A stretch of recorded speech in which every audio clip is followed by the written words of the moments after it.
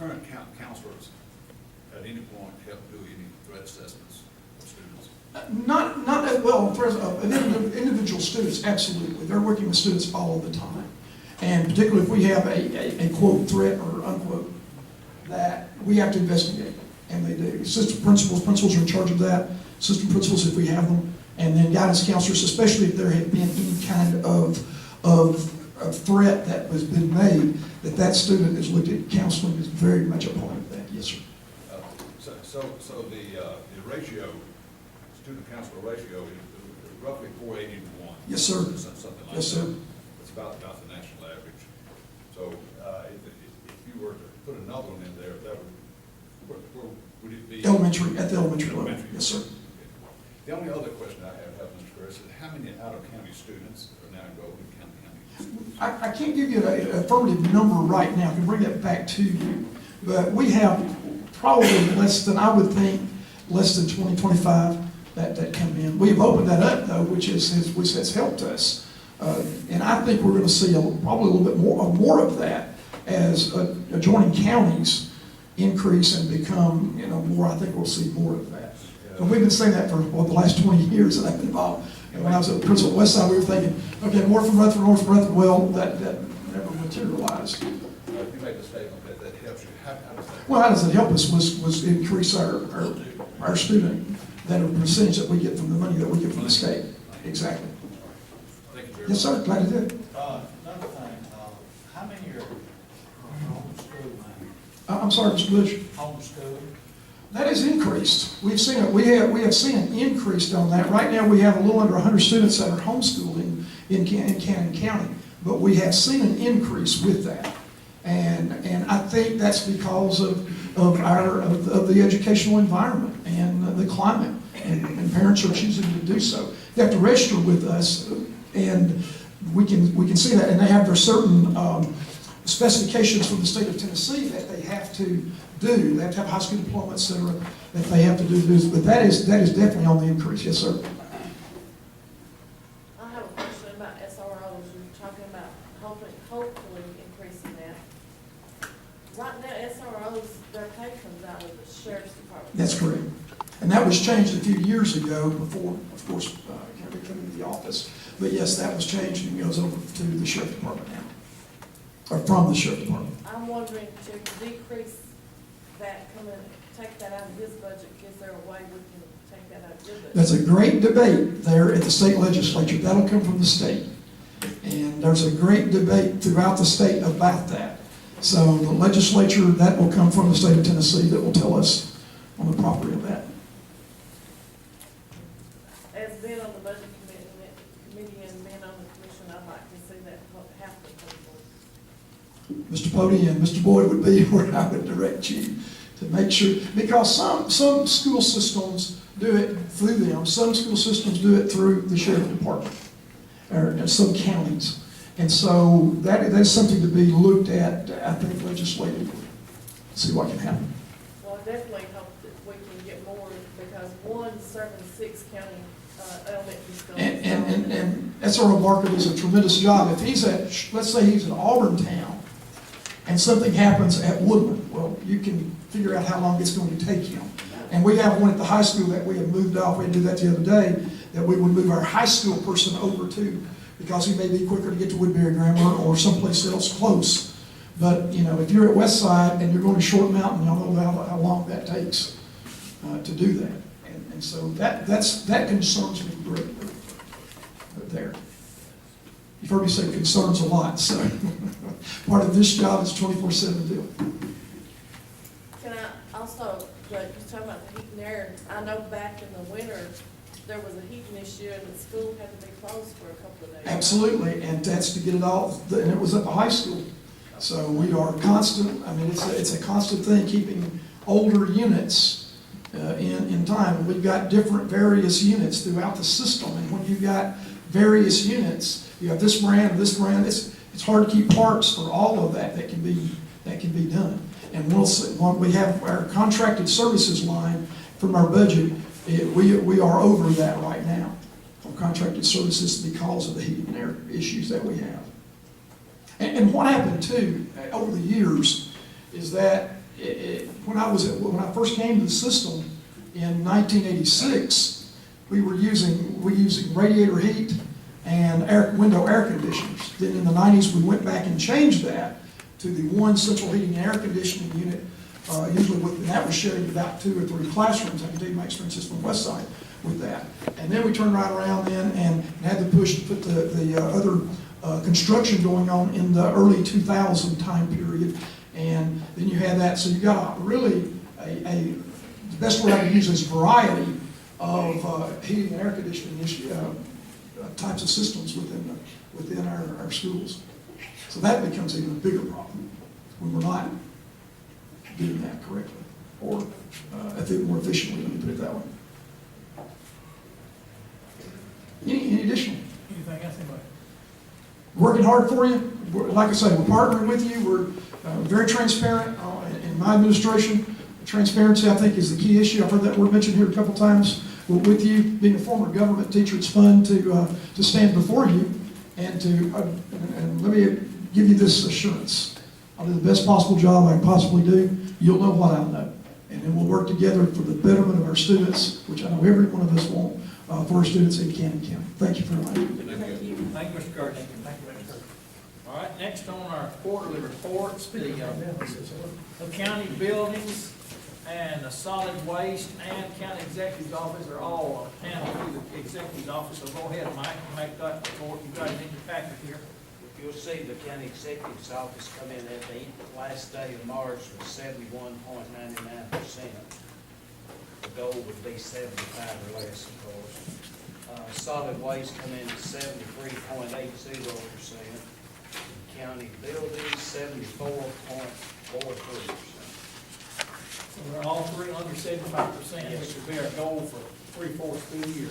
Yes. Any questions for the executive on those quarterly reports? On county buildings, Mr. Gann, I think you said you're gonna have somebody take a look at the door at the agricultural ag department. Yes, sir. Over there. And that door is probably as old as the building, because it has not been, I don't think, painted again. It is, just truly kind of part of the more street. I don't know, I'll know Monday. I'm gonna have that repairman go look at it. Also, Also, go ahead. I'd like to mention that the bleachers over at the arena, right now, have been replaced. Well, good. Very good job. The old bleachers at the arena that were brought from the old football field, some of the wooden planks had deteriorated and they've been replaced. Replaced about 30 of them, didn't you? It was 30 or 35, but I can't remember. Thank you. Those folks that attend the horse show appreciate it. Okay? Any other questions for the county executive on those three reports? Is there anyone here from the audit committee? I requested that, since the audit committee had met with one of the departments, that have some findings, and they would give commission updates, All right, anybody here from the Joint Economic Development Board that needs to make a report? All right. I'm here. Anything to report?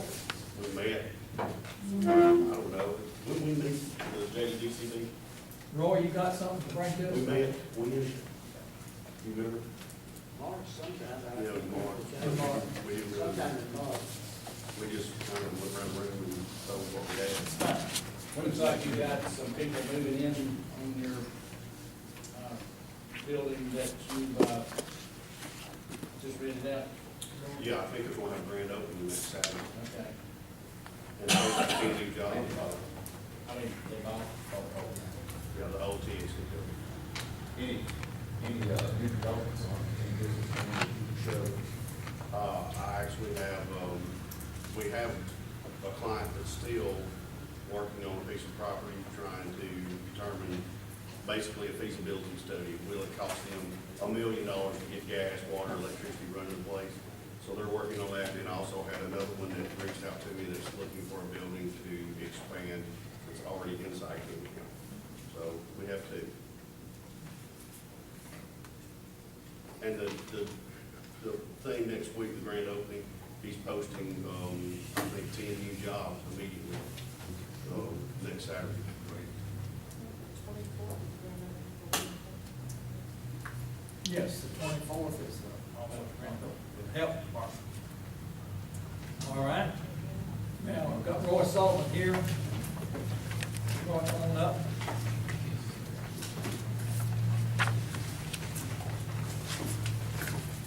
I don't have a regular department report. I wasn't able to get an up-to-date copy of our current expenditure, but it's about 10%.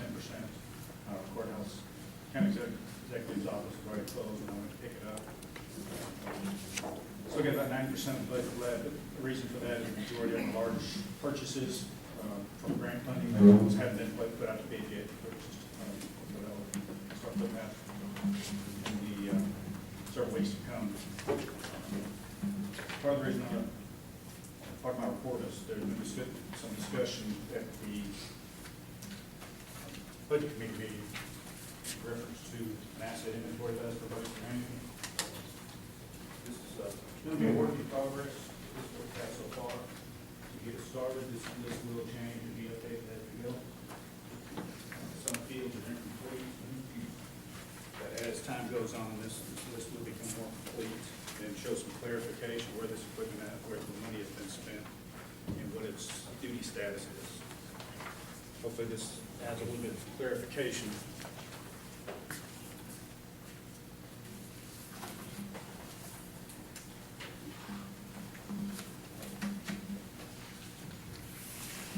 Some of these are grouped into projects because that's the way they were bid out.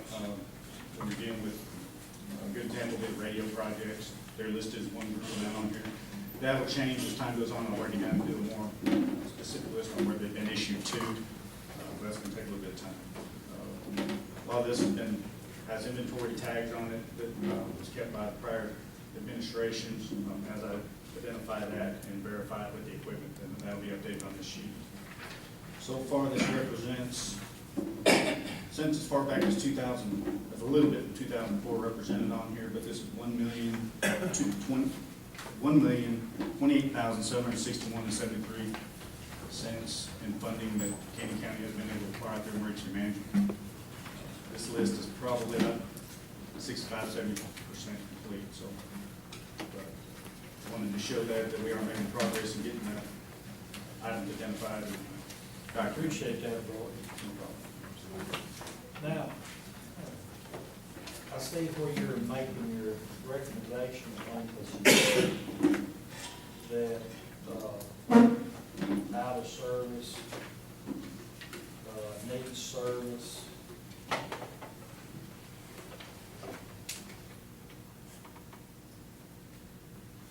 So, I like to see that too, that we know what we got.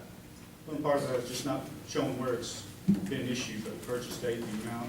And on the very last line is the depreciation date to kind of give this commission an idea of when this equipment needs to start being replaced at some point.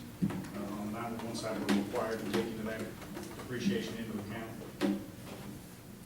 So that adds a little bit of clarity. I know that's going to be contingent on as funding comes down the line to be able to replace equipment, but at least that shows you whether or not it's to the point it needs to be looked at in the future. So. I noticed you had some unknowns, as far as stuff that's supposed to be, As far as duty status, the status, like helmets, night vision. that's stuff that had been issued out several years ago. I don't know what the status is because I haven't seen it. And we'll identify that as we go and get model numbers, serial numbers, such as that, and get a more detailed list. But this was the first run of going through invoices and expenditures that I've been able to physically verify by seeing the paper trail on it. So that's what started this list, and then as time goes on, I'll be able to get detailed to it as we see it. If we can't find it, then we'll come back and deal with that another time. I will then make mention of line item number 10 for F-250 that shows traded in for upgrade. That was a previous vehicle that was purchased. several years ago, I don't remember what year of funding that come out of. Chose 2011, that's the wrong date for that. That should have been the newer truck on line 11. That was traded in to purchase that truck. I was requested to come speak specifically to comptrollers, fraud investigators several years ago. That was one of the things that was brought up for discussion, was the status of that vehicle and how that come to be. I was presented to them, that's what had happened. They didn't feel it was unlawful, improper maybe, but not unlawful. They said they would check into it. Any status of that, they said they couldn't discuss it any further than that. Right. So I've done everything I can to trying to identify that. I remember that time because we did not give, the commission did give authorization to trade this truck. And that was reported during the discussion. That's been taken as far as it can be taken. I can't do anything about that. So I understand. I know it hangs out there and it's kind of, hangs out there, but I can't do anything about it. But I did want to reflect on this inventory. Any other questions for Roy? Thank you very much. One of the things that was also brought up at the budget discussion, from what I understand, was in my capacity as director for emergency management and in my capacity as director for 911, and two different vehicles used in those capacities. That is required in the duties that I do as 911 director, and as for emergency management and hazmat, that is the secondary vehicle is a response vehicle. That is what it is equipped for. It's also, you contract with the Homeland Security District. If they ever need it, they can come get it or will respond and assist. On the 911 side, that vehicle set up for redundant communications and backup. That became evident in 2014 when we took 4 lightning strikes to the facility, 2 of them being catastrophic. Totally knocked us out. I pride myself in that we built enough contingencies into the 911 side that nobody in the general public knew we were hit that bad, but we never missed a single call, and that's the way it's supposed to work. Now, it took 10 years off my life, and 4 months it took us to troubleshoot and figure out what the problem was. It ended up being over $100,000 in damages, but we were able to get the problem resolved. That's one of the things that truck is used for, is to monitor our network and any critical network within that facility. Just to give some clarification, I'm kind of standing out just a little bit on this. This is what I have monitored, no matter where I'm at. This is showing the TGI side, which is required and unsymptomatic side, defensive growth investigation. So some of the stuff that's been redacted on there, but those three. Also listed some of the other critical systems that have to be monitored. That is one of the main purposes of that vehicle. We had some discussion, we updated our telephone controller. We requested the purchase of a backup mobile command, which was stored in the Pelican case, and if our critical systems ever went down, we could break that out and have a total separate workstation. That became critical during the 2014 lightning strikes, because in one of the instances, for 2 weeks, we dispatched off a laptop for taking 911 calls and admin calls. And on the other side, I don't think anybody's ever seen the side of it. I took it yesterday just for clarification. This is why this truck is outfitted for emergency management to do what it's supposed to do.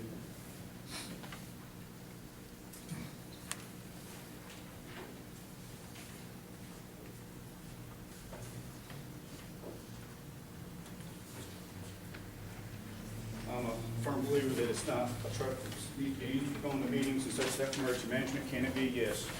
But it is a response truck. I've outfitted it to respond. And that's what it's for. And that's what it's going to be used for. That's the most I've seen in that truck since it was new. Well, there ain't much room to sit in it, so. But I wanted to add that for clarity. There's not much on sit on. And this is the EMA response. Yes, Mr. Chairman. I'm trying to add some clarity over the day. Awesome. Good job, boy. Yeah. Thanks a lot. I have one more, Mr. Chairman, if I may. Yes, sir. It's not directly with emergency management.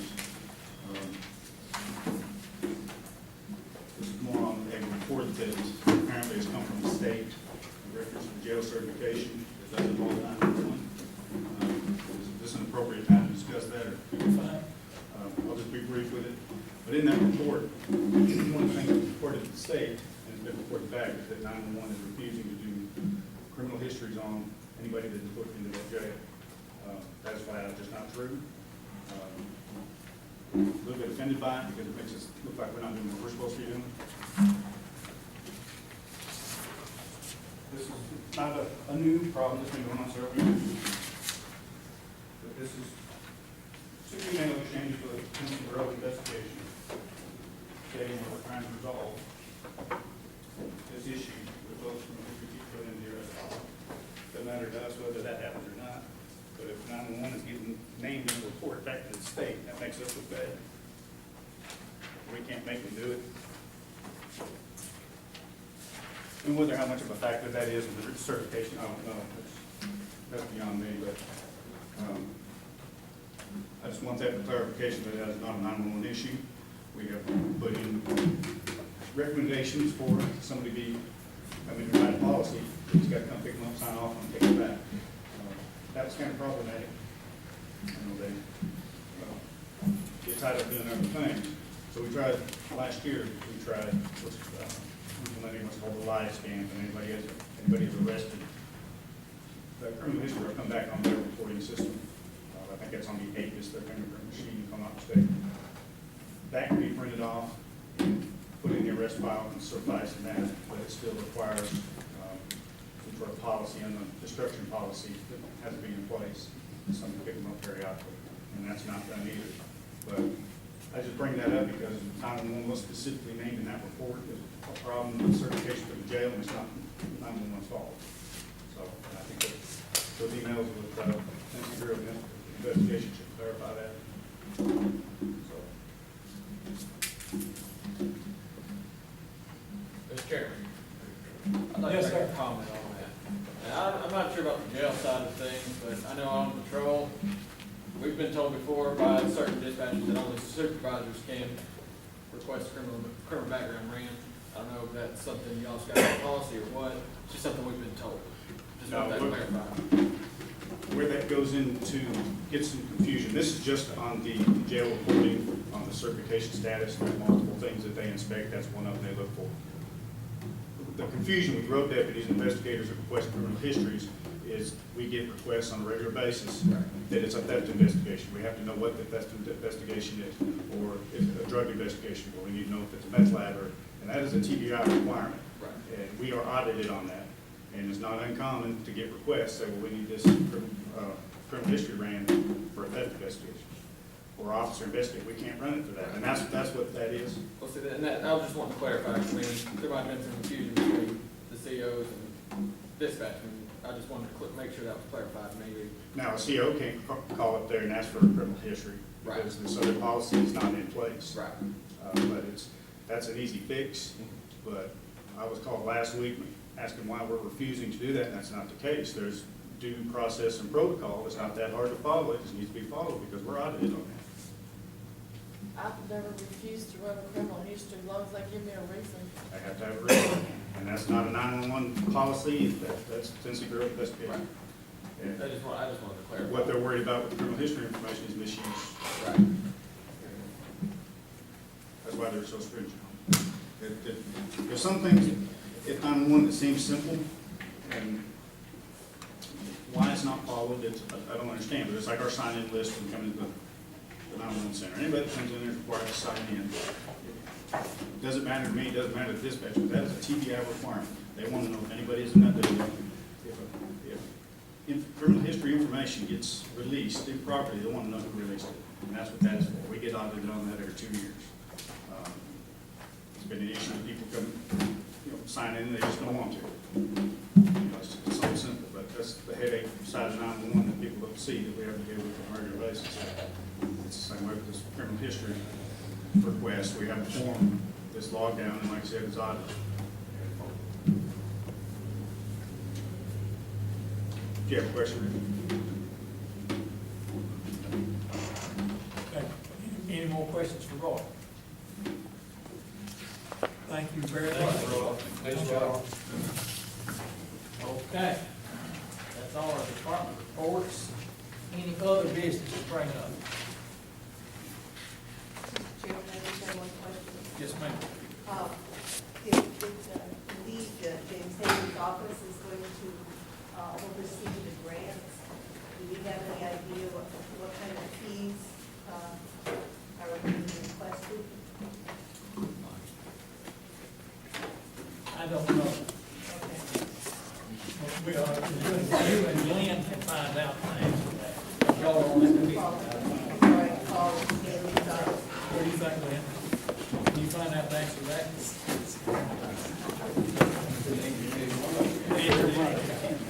Anything else? Anybody? Entertain motion to adjourn?